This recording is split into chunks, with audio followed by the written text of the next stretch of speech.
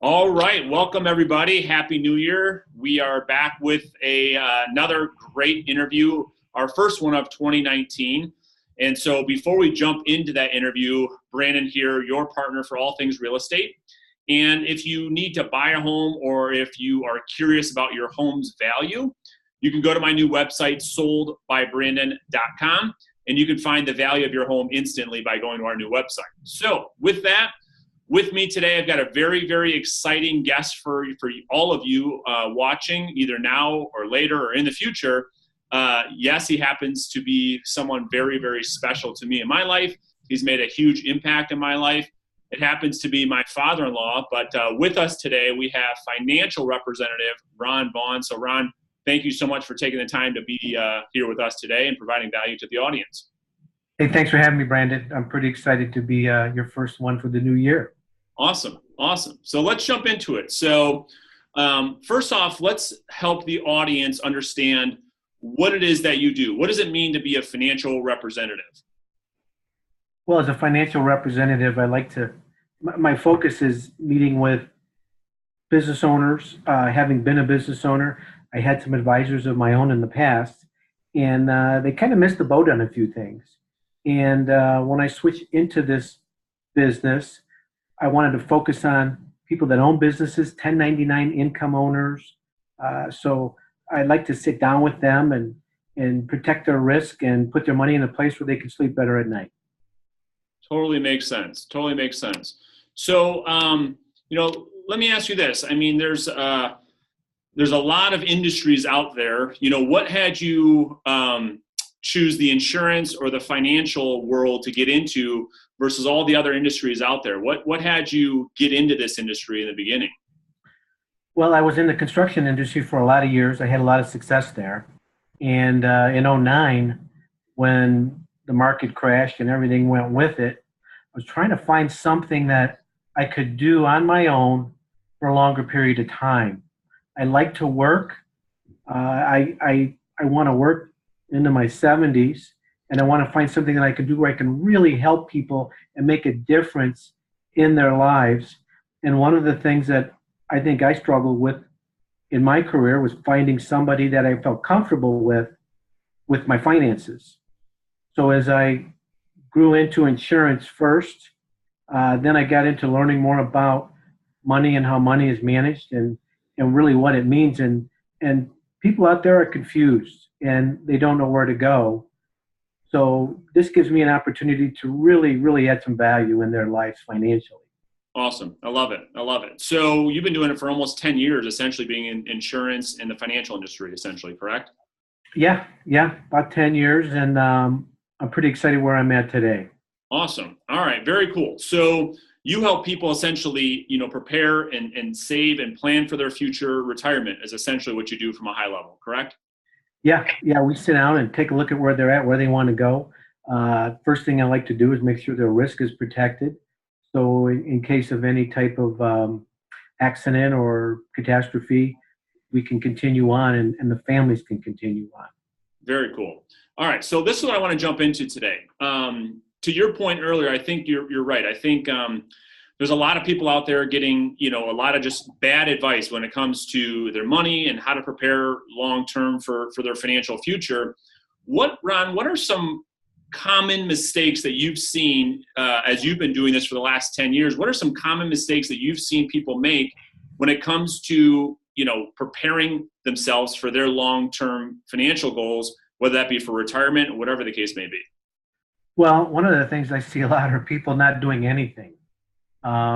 It's great to be involved in your 401k at work, but if you want to live the life that you're living now in the future, you need to do a little bit more than that. So there's a lot more information that you should gather and know and have a plan. If you're going to go on a road trip, you get a map to get there. People just put in their 401k plan and assume they're going to get to the end of their finances and live out the rest of their lives, and they get there and realize that, gee whiz, we should have done some things differently. I think a lot of things I see also is that people are afraid. Okay, they feel safe with the 401k. It's great. I manage a lot of 401k plans for my clients. I take a look at what's going on in there because they're not getting the service that they might really need through that provider, and we help them. We take that plan along with some other plans and put them together and put them on a position where they see where they're going to end up. That's awesome. Yeah, you know, it's funny. I think there's a lot of stats and numbers out there that say, you know, how many people get to retirement age and they don't have anything. They didn't prepare. They didn't have a plan. They didn't have a roadmap, to your point. So that's pretty common in your practice too. You're just seeing people not doing anything. Is that right? Yeah, you know, and I think another thing that I see a lot is that people seem a little embarrassed Mm. when they think maybe they should be doing more. You know, when I sit down with my clients, the first thing I say, look, I'm not here to judge you on what you've done. The good thing is you're sitting down right now and we're going to put a plan together that you can be comfortable with. And they're initiating things that they didn't do before. In a lot of cases, people are doing better than they think they are as well. So when I do take a look at what's going on, it's not as bad as maybe they thought. So they're off to a good start, but people procrastinate and they don't do anything. And that's the most frustrating part. It's amazing. What do you think? Yeah, that's interesting. You're right. I would agree. You know, what do you think is the reason why people, you know, just put off their financial futures? You know, what is it? What is it about that you believe is getting in the way of people? Well, I think debt, you know, people make more money. What do you want to do? You want to go buy something. Sure. The last thing you think of is putting some money away. Mm. You know, when you find you start putting money away, you can still go buy those things. Yeah. I mean, I've done it myself where I started saving more at a younger age and it didn't affect my lifestyle. You know, I just used a little bit more, maybe delayed gratification Mm. to get what I want. But people create debt and they create debt and that kind of puts them in a backward position. Now, just because you have debt doesn't mean you can't save. So one of the things that we're going to do is help coach them on how to eliminate that debt, get out of that debt, and save at the same time. Totally makes sense. So really what I hear you saying is, you know, people go through their lives and as they make more money, you see people buying more things versus spending time on, hey, what do I need to do to plan for my financial future so that in the future, I don't have to be stressed out, that I am in a good spot. But you're right. I mean, everybody wants instant gratification. They want everything now. They love social media. They want the likes. And people just aren't good with delaying that gratification. And probably you see it more so than others when it comes to saving money for the future. Because if they're saving $200 or $300 or $500 a month, maybe it doesn't seem like a lot today because they don't understand that compounding savings plan over the next 30 years, maybe. Is that what you're saying? Yeah, you know what? And people tend to live in the past. Mm. They look back and say, you know what, I didn't save then, and eventually I'll get around to it. And, you know, I'm trying to get them to think in the present and in the future. Look what things can look like if you start saving.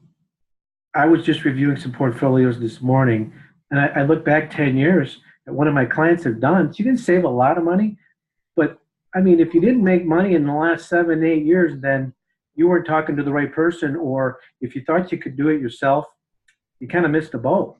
And now we're in a position where the market's very volatile. So we're doing a lot of de-risking with our clients. We're taking some of those gains and we're locking them up and protecting them.